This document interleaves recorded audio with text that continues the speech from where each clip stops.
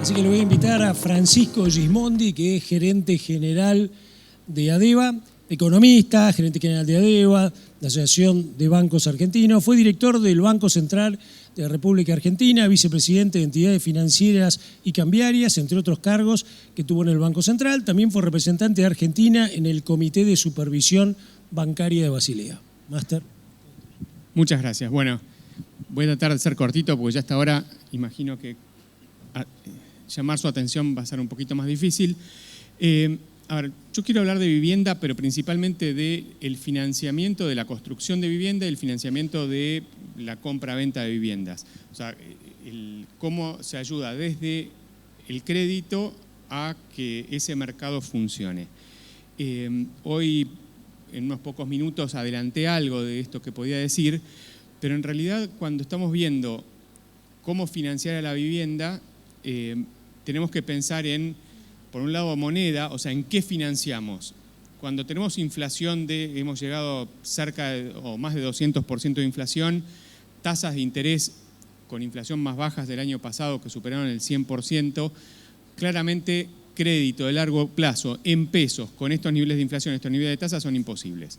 O sea, una moneda que cualquier país tiene, que es la propia para financiar el crédito de largo plazo, lamentablemente por algún tiempo nosotros no lo tenemos y no lo vamos a tener. O sea, falta bastante recorrido de baja de inflación para que el crédito a la vivienda de largo plazo pueda ser en pesos. En dólares,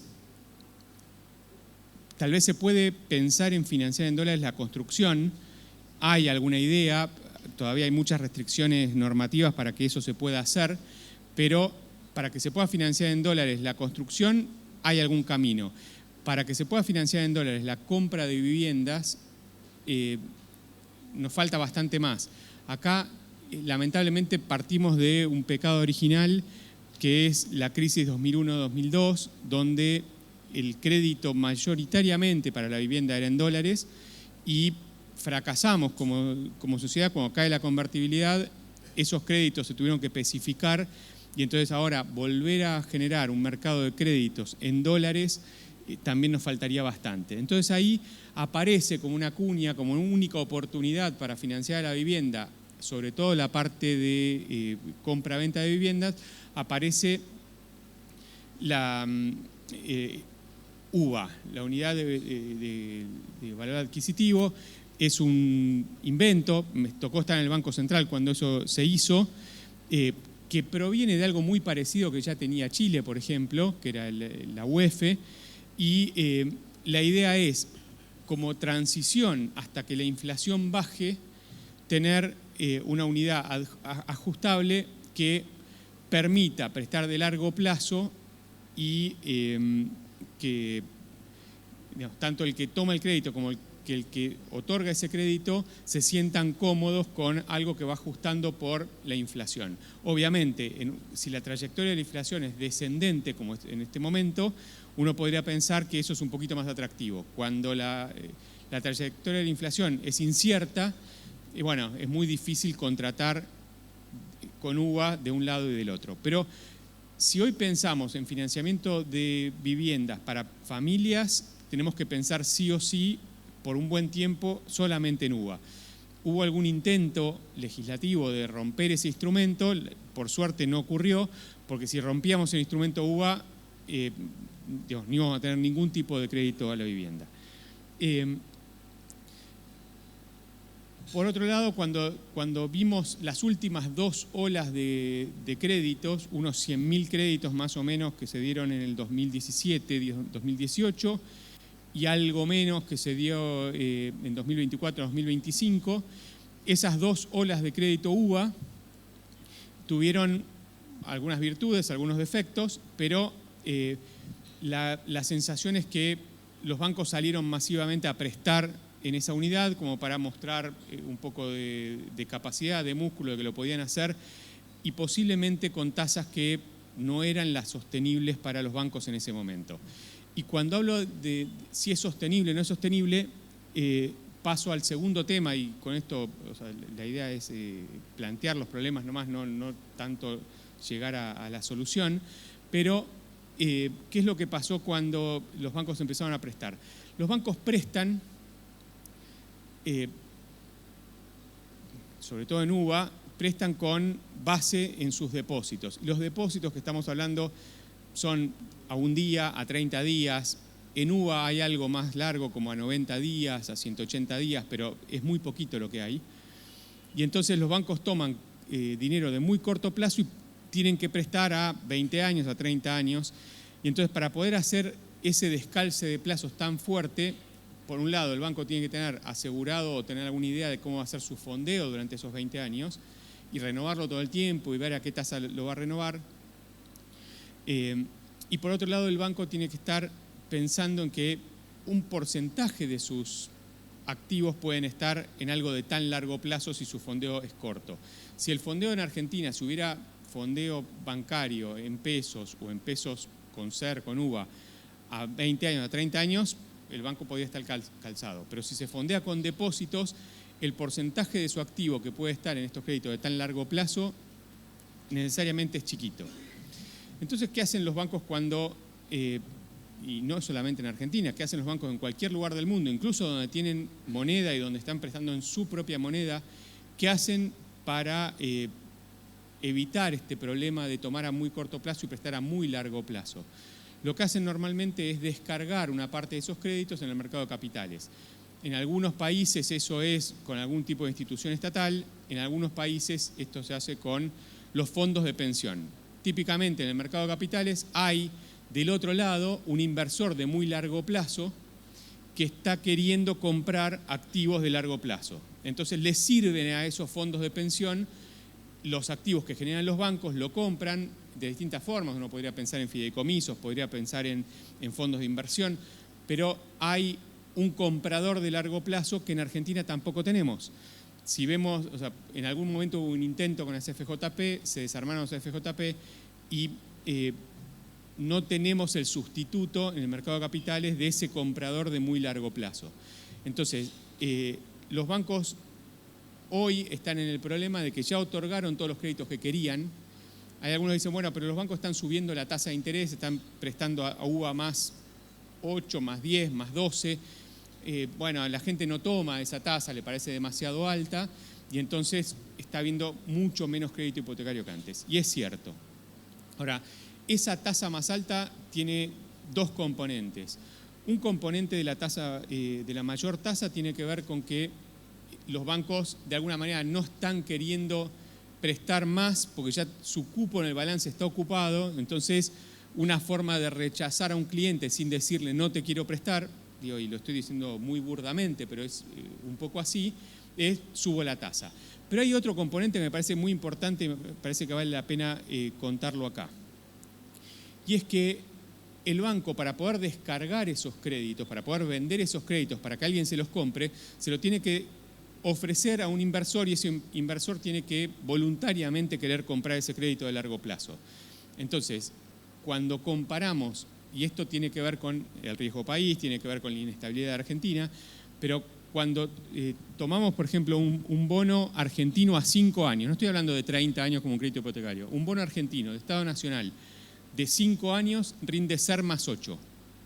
Entonces, si un bono rinde SER más 8, al depositante le debería ofrecer algo parecido a SER más 8 y al comprador de este título que salga del fideicomiso, que salga de la ON o lo que fuera que esté basado en esos créditos hipotecarios, le tengo que ofrecer más.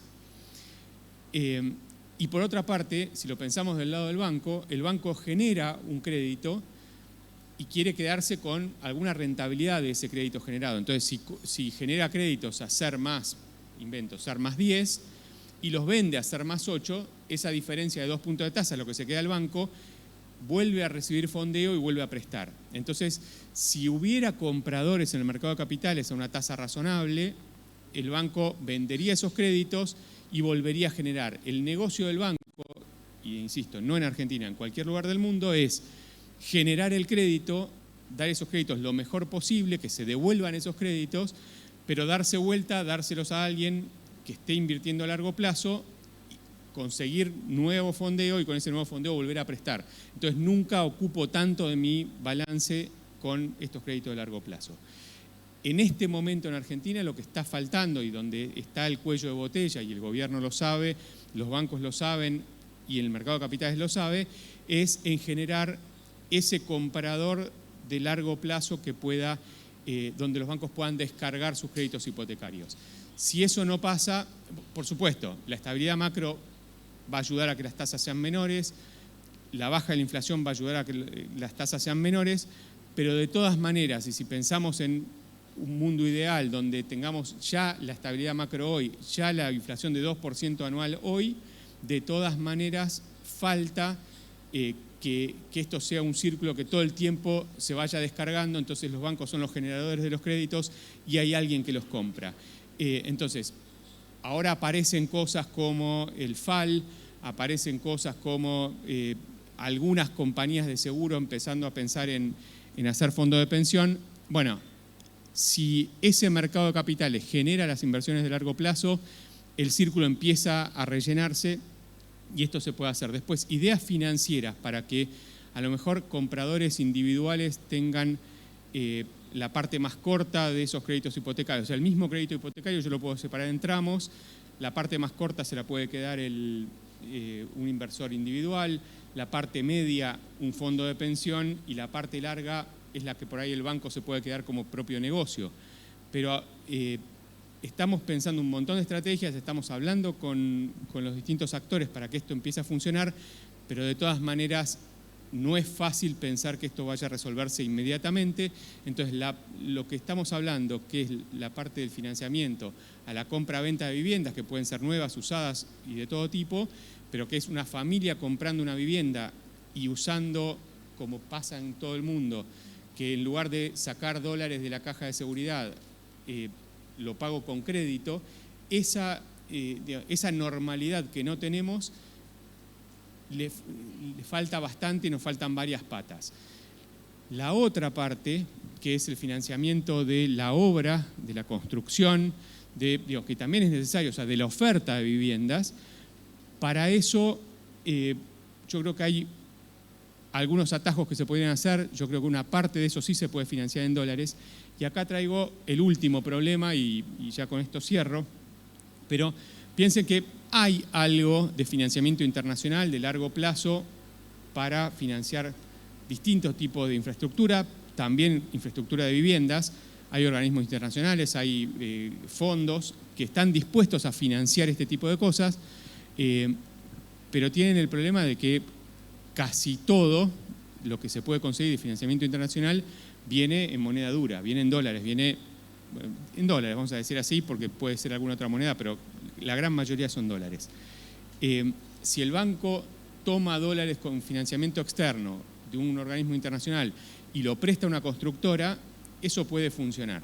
Ahora, si el banco está tomando dólares del financiamiento internacional y lo presta en pesos, o lo presta en UVA, hay un descalce de monedas que alguien asume, o el organismo internacional o el banco, y esto se hace difícil. Entonces también es muy importante que se empiecen a generar los mecanismos, con todos los cuidados que hagan falta, para que el financiamiento de la construcción pueda hacer una parte en UVA, pero también pueda hacer una parte en dólares. Si hay financiamiento en dólares, entonces el financiamiento internacional empieza a jugar este partido y ahí sí podemos tener un atajo mucho más rápido que esperar a que se genere nuestro mercado de capitales y que tengamos fondos de pensión o FAL o lo que sea que termine comprando hipotecas. Entonces, me parece que la parte oferta de construcción de viviendas que viene por una constructora ofreciendo una vivienda en el pozo o lo que fuera, eso hay una vía de solución y me parece que es a través del dólar,